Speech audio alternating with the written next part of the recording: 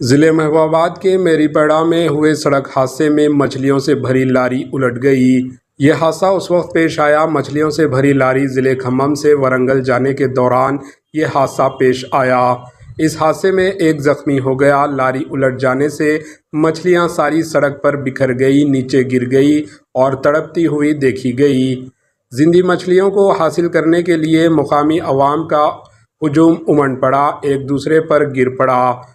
मछलियां हासिल करने अवाम का हुजूम जमा हो गया। सड़क पर गिरी मछलियां लूटने पर मसरूफ हो गया, जिसके नतीजे में सड़क पर ट्रैफिक जाम हो गया। पुलिस मौके पर पहुंचकर पब्लिक को वहां से हटा दिया। Bureau report, AHN news.